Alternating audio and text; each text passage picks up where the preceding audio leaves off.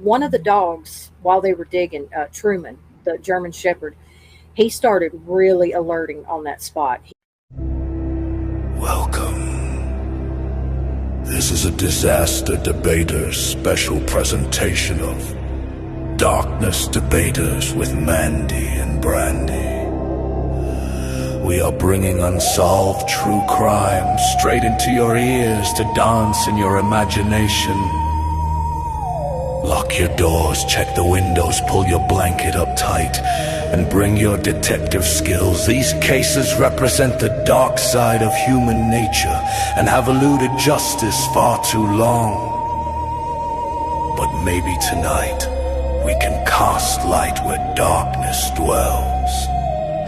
These topics are intended for mature audiences only, and viewer discretion is strongly advised. All right. So, where was I? Okay. Yeah, where were we? All right. So we were talking about the brother, Jesse. Yes, Jesse. Okay, here we go. Here's where I spoke about that. Okay, yeah, so there are other theories coming specifically from Colt's sister. There was some social media post that she put out there that said that Con and Joe and even an uncle of Con's, Colby, they're all innocent. These people are related to their family through marriage, and she believes that they're all innocent and that their older brother, Jesse Haynes, is actually the one that killed Colt and Molly. She says that Jesse had made threats against Colt's life in the past. He was mad at him over, I believe, a girl. I'm not sure. He had made threats that when he saw him again, he was going to kill him. She mentions that he was pretty violent in the past, and I did look it up, and he did have a previous assault with a dangerous weapon charge, but it was later dismissed. She claims that their whole family was afraid of him. They wouldn't let him around their houses, and maybe Colt reached out to him that night telling him he needed a ride, he was injured, and Jesse drove out there and proceeded to unalive them. We don't know. It's just a theory. It's in a way for me and Mandy to stay transparent. We want to put all the theories out there. Is it possible? Yeah, it's possible. Others say that Jesse didn't even have a phone that night. Jesse didn't have a car that night. There's no way he could have been gotten a hold of or drove out there. Did he get in somebody else's car? Did he use somebody else's phone? Did he overhear somebody else talking to Colt and said, I'm going to go out there, I'm going to get him? We don't know. It's a theory, and we just want to put all the theories out. So, yeah, what are your thoughts on that? Me personally, okay, so let's entertain this. Let's say that Con, he dropped him off. It was, I'll go in the house. Y'all do what you want to do. Probably not thinking it would be that big of a deal. They'll figure out their way because he's taking for granted that he knows the land. So he knows the land. He goes home. He's thinking they're going to stumble to the road.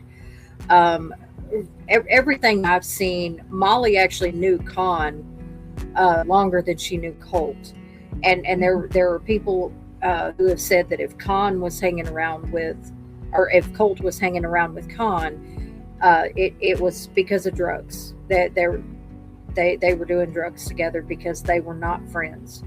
So Con would not have felt any kind of loyalty to go out and look for them or make sure they got home safe. If you're just somebody's plug, or you're that's all you are. You're just drugging buddies. You really don't have any loyalty to make sure they're okay. So let's entertain this. Let's entertain that Jesse's the one. So I still don't believe that Con doesn't know what happened. Yeah. But let's say Jesse goes out there. Let's say Jesse does get wind somehow. He's at somebody's house when Colt calls and says, we're stuck out here. Obviously, Jesse would not leave Molly alive if he killed his brother right in front of her, he would kill her too. We know that. I mean, that's just how you do that. If you're going to go ahead and kill one person, you might as well leave no witnesses. So, but they're still on Nip family property. So is it possible that even Colt knew Jesse was coming out there? Is that what him and Con talked about? Did he say, look, dude, Jesse's on his way out here. You've got to come get us. And maybe that's what prompted Con to be like, oh, yeah, that kind of stuff can't happen out here. Like, we steal cars, we wreck cars, we do meth, we don't murder people. Okay, cool, I'm on my way. So is it a situation then where he walked up on Jesse doing it? Jesse had already been there. And did Con freak out and call his uncle and say, this is what just happened? I just found him. And Joe said, I'll cover it up. I'm going to be honest. That sounds so far-fetched. That sounds so out there. But we have all heard a true crime case that has a story just like that. And the stuff we do know for sure about this case is so far-fetched and so out there, you wouldn't think it was real. If you didn't see the evidence for yourself, you wouldn't think it was real. So to think that maybe Jesse did that, I still think Con knows about it. I still think Con knows exactly. And that would explain why Con had told other people, like, I'm going to prison for murder. I'm going to get, they're going to get me for murder because it happened on the property. And Con has this thing that has been instilled by Joe Russell that we don't turn on family. You take care of family. So he can't tell people Jesse did it. So, and Con at this point, and maybe that's why Joe tried so hard to make sure that Con didn't get in trouble, because he knew Con didn't do it. Yeah. And that would make sense that Joe was, but Joe can't turn Jesse in either, because that's family too. And can't have that. Still can't have people out here on the property looking at stuff. I just, at this point, is the entire family involved? Because what I see, in my personal opinion, is I see Molly's family on this side, and they are desperately searching for answers. They are acting like a family who is desperate for answers. They act like, that's all they're living for. And every post they make on social media, everything they do, Molly's family got Texas EquiSearch involved. They got Adventures with a Purpose to come out and search for them. They contacted Toby, the guy that bought the 3,000-acre ranch right next to the Nip family property, where they believe that they might be in the water. That's all. Molly's family has done all that. And Colt's family is kind of acting like this is just a memorial, like they already know the answer. They already know what happened. Molly's family, to me, based on what I've seen in the past, and this is all just my speculation, I have no evidence to back this up. I haven't seen a piece of paper that says, hey, this is what it is. It's almost set up, if you look at the social medias, one is set up like a missing persons cold case social media, and the other is set up like a memorial, like where they might be looking for justice still, but they know what happened, and that part right there, just the behavior, the different behavior. And I'm not saying Colt's family is bad or Colt's family is wrong or anything like that, but I'm saying that at this point, if I'm wrong in that theory, prove it. I can't prove it right. Prove me wrong. And I hope that I get proven wrong. I hope that they come back with it and it's something completely different. And I've seen people say, oh, well, all these people saying Con did it, if the truth comes out one day, are y'all going to issue public apologies? A Darkness Debaters absolutely will issue a public apology, as long as he's not involved. Because I don't know that I believe Con did it. I really don't know for sure that I believe Con killed them. I believe Con knows everything, and Con at this point is the key. I think Joe Russell knows everything too. But I believe Con is the key to all this, and I think Con has all the answers. Don't believe Con killed them, actually, though. I really don't. I don't know if Jesse did it either. I don't know who did it, because who are they having out there on that property? if they got all this illegal activity going on, was there somebody out there that was a nefarious character that found Colt injured, did something to him, and then did something to Molly? I mean, there have been rumors that Molly's uncle was told that she was tied to a tree and sexually assaulted, and that they put a shock collar on her, and every time she would fight, they would shock her. And what's crazy about that, her uncle drove out there to go see this tree. And when he got out there, the police had the road blocked off and wouldn't let him down there.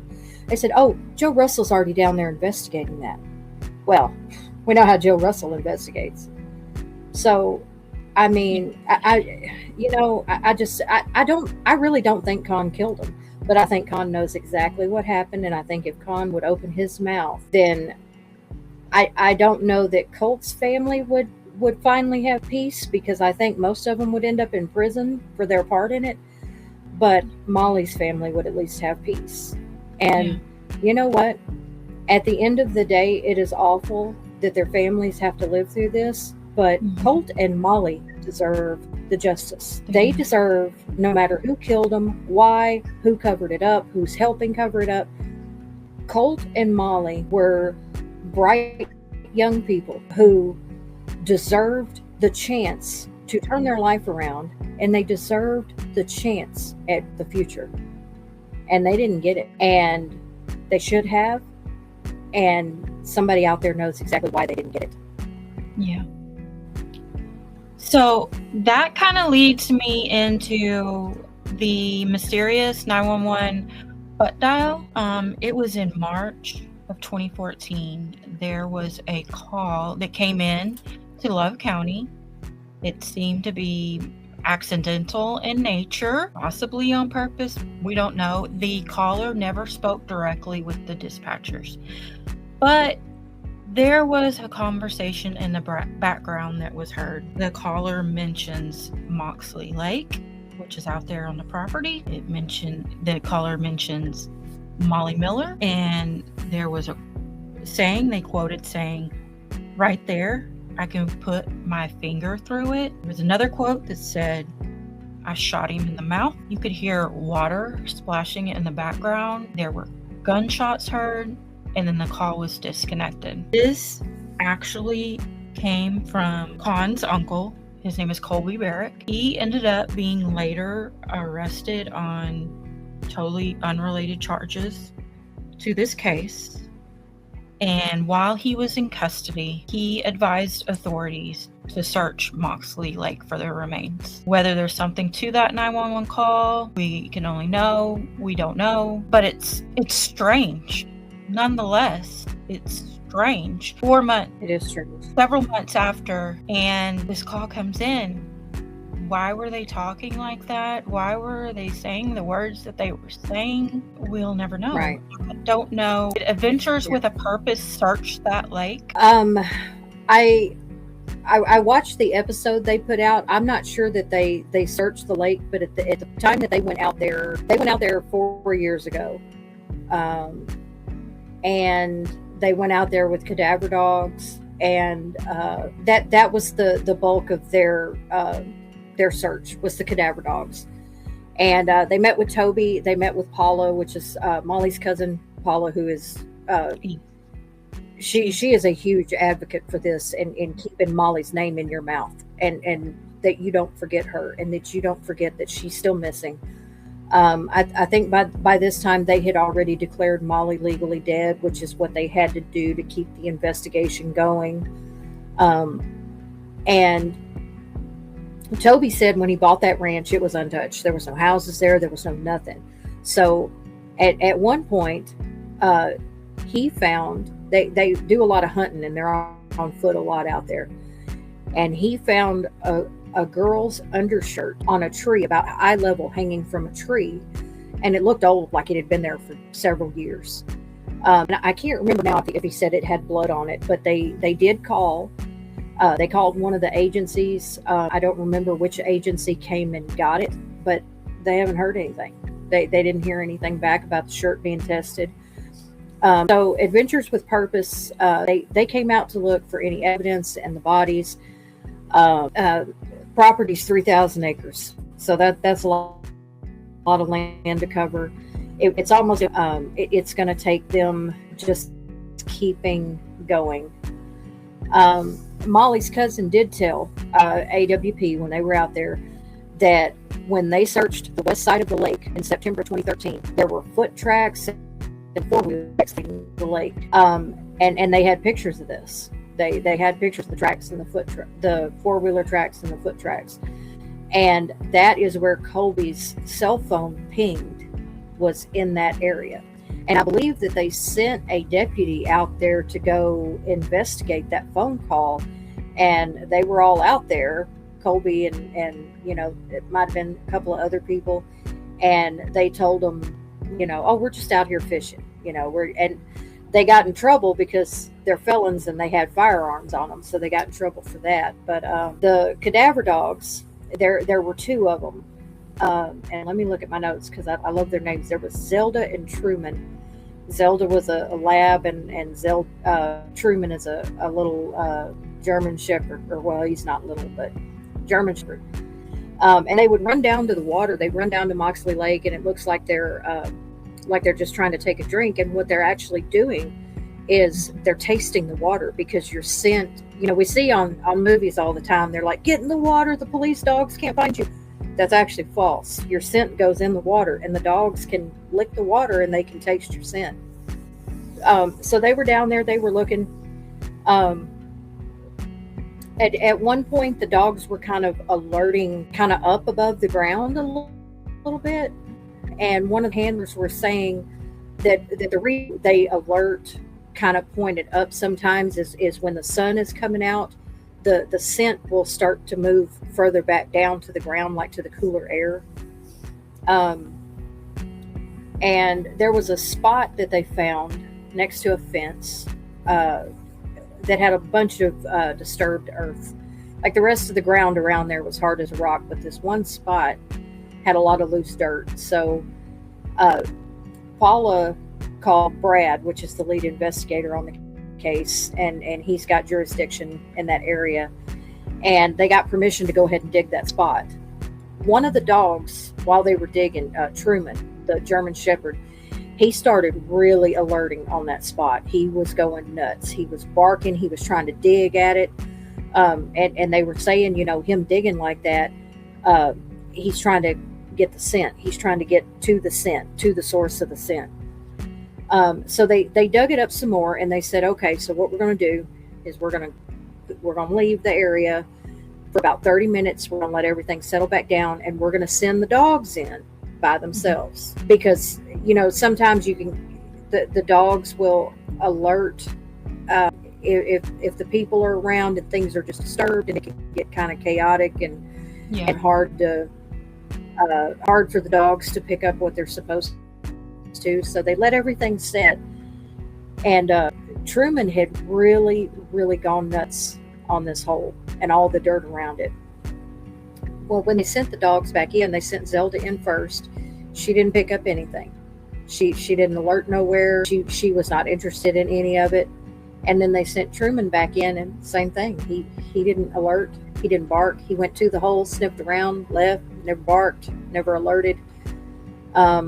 So Truman's handler reached out to some other handlers and trainers that have a lot of experience, and they said that the ground in that area, I think because of the water, it'll release methane gas. Well, that's also dead bodies release methane gas.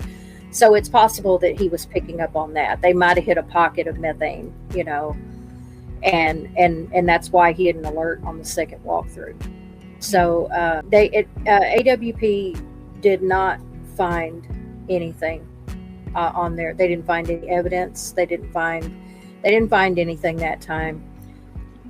Molly's Aunt Paula expressed that it was still vital that they had been there, because it's something they can mark off the list. And she also expressed that this is something they feel like they have to do as a family, because it's not getting done if they don't. She said that she wasn't trying to bash anybody. She said, I'm not trying to bash anybody here, but you got to think at that time it had been 7.5 years, and nobody had been out there to do that yet. They were the first ones. I think there had been kind of a few little small searches. I think they had looked in the lake. There were some rumors that maybe the bodies were put in like a chest type freezer and thrown out in the lake, but that lake is 4 to 6 feet deep all the way across. So if they were in a freezer, you would be able to see that pretty easily. And I think they did send dive teams out there, but that's the thing, where did y'all look, and how detailed was your search?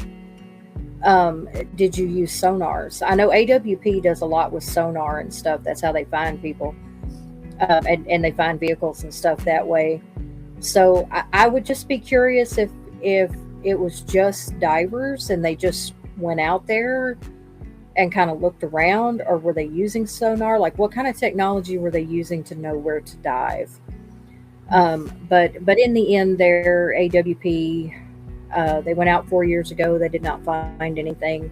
I'm going to put a link to that episode, and I'm going to ask all of you, if you would please go over to Adventures with Purpose, their YouTube channel. They've got a Facebook. I think they're on Instagram. Find them, follow them, support their work, because they bring a lot of closure. They do so much good stuff for families, and they're a great organization. They're a wonderful organization. So please do support them if you can. Give them a like, give them a follow, watch some of their other stories.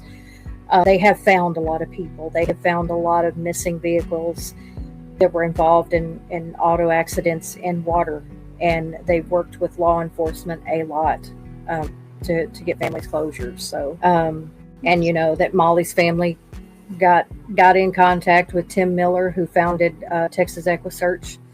Texas EquiSearch has been all over the place out there looking, and Tim has been involved in thousands of cases. His daughter was kidnapped and murdered, and they didn't find her body for 17 months.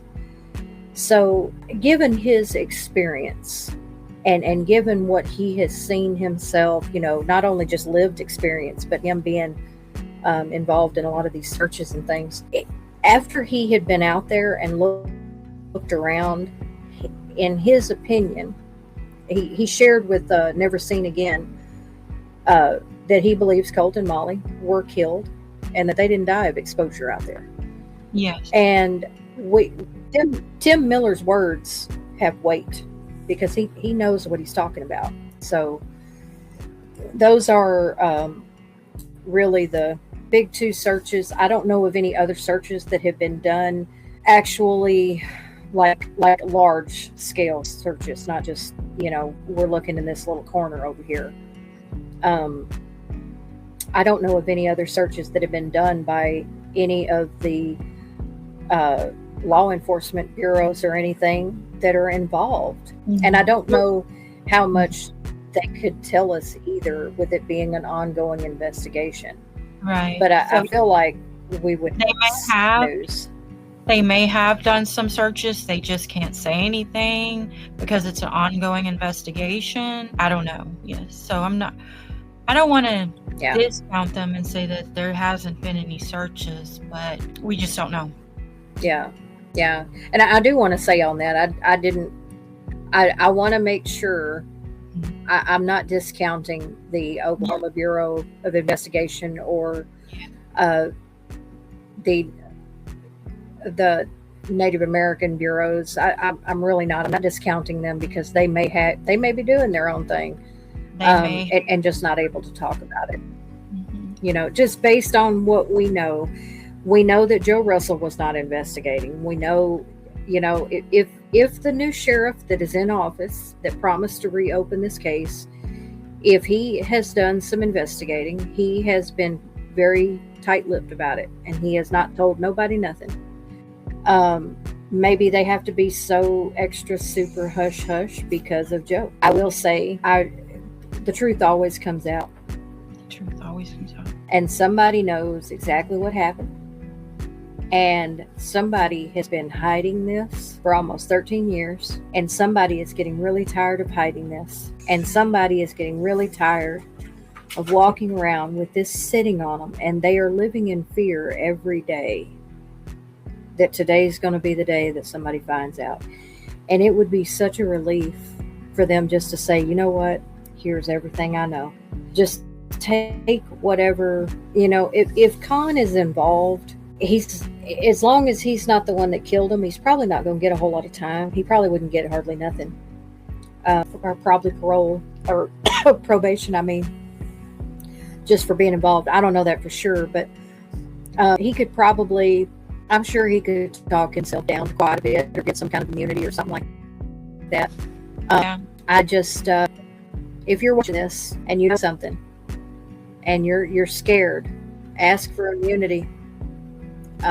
What is the saying? And spill your guts. The early bird gets the worm. Whoever starts squawking first gets to make the good deals. Yeah. I don't know.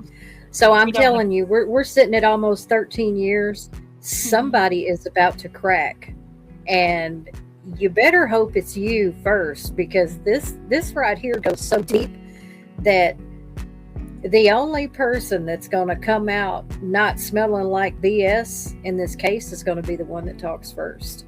And we haven't had this podcast for a long time, but we have followed true crime for a long time, and we're getting to the we're getting to the time when they usually start finding more evidence, or somebody starts talking, or they find a letter that somebody wrote, or they find something that breaks it wide open. So one of y'all better start opening your mouths, because you're about to run out of time. Yeah. Oh yeah, there are so many cases of exes that popped up after 15, 20 years and said, you know what, he did it, and I was scared of him back then, but I ain't scared of him now. I'm telling y'all better be the first ones at that department. Y'all better be the first ones, or y'all are all going away for life. So yeah, if you did it, you're walking on borrowed time now, because somebody's fixing to come forward, and something's fixing to break this case wide open. So you better go and make yourself a deal, buddy. Time to get right with the Lord. And don't take my word for it. Just sit and wait for it to happen. Yep. You better go get right with whoever you need to get right with, and find a way to save yourself, because I guarantee you, your family's going to turn on you. The people involved in this are going to turn on you. If they won't even come forward to put a murderer behind bars that killed one of their own, they're not going to think twice about hanging you out to dry. So that's just my thoughts to whoever knows what's going on. It's time for you to come on. And if you did this to these two people, and Con is not involved in any way, shape, or form, if his family, it's just a weird set of consequential circumstances, or just a weird set of circumstances out there that don't mean anything, stop letting that family take the heat for you. Man up. I don't see no men in this case. I see a bunch of little boys running around scared, hiding behind women. And it's time y'all man up and admit what you did, and admit your involvement, and quit running and hiding like cowards. What do they say? If you can't kick the heat, stay out the kitchen. Yep. I think that applies here. But anyway, I think that applies here. It's absolutely not our goal to defame or make any accusations against anyone. Everything in this podcast is just our opinion, and unless we specifically say this is fact, we found this out as fact, like Joe Russell being found guilty by a court of law and taking a plea deal. Well, he wasn't found guilty, he took a plea deal. All that fact, and you probably already saw the court documents, because we will be sharing stuff like that on the screen. But and I will have From the Dark Side podcast. They posted 6 months ago. They did a story on Colt and Molly. Danelle Hallan on YouTube posted 4 years ago. She did a real good story. And of course, the Adventures with Purpose channel. I will be linking all three of those podcasts here at our channels in the description. So please go give those creators a follow and a like, and comment there. Talk about your theories with them as well. And there's another. I didn't get to this one. I think it's called Partners in True Crime. They have a lot of stuff on Molly and Colt. I have not listened to any. I ran out of time to listen to them. Definitely do go watch. And I'll put it in the description as to the episode of Never Seen Again, the season. Watch these podcasts, watch these shows, watch these episodes that talk about Molly and Colt, and decide for yourself, what do you think happened? And biggest thing is we need to talk more about this. We need to get this back in the forefront of people's minds, and we need some answers, and we need some people held accountable for this.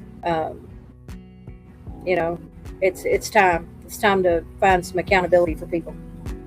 Yes. But those are my final thoughts. How about your final thoughts, my beautiful favorite cousin? I agree with everything you just said. If you know any information, the families would urge you to call the OSBI number, and I'm sure Mandy's going to link that poster. I do believe they have quite a substantial reward amount available now if you have answers to their whereabouts. Give the OSBI a call and let them know, and let's give these families some closure. Let's talk about Molly and Colt, and let's keep them out there. It's been 13 years, and this case should have been solved by now. It should have been. Yeah. And it's just been all this week. It's just been weighing on my mind and my heart, and I'm just hoping that maybe this sparks just one person out there to know something and come forward with it. I really do hope that. But until next time, let's keep shining light where darkness dwells. Bye, family. Bye, family. Y'all stay safe, and we will see you back here very soon.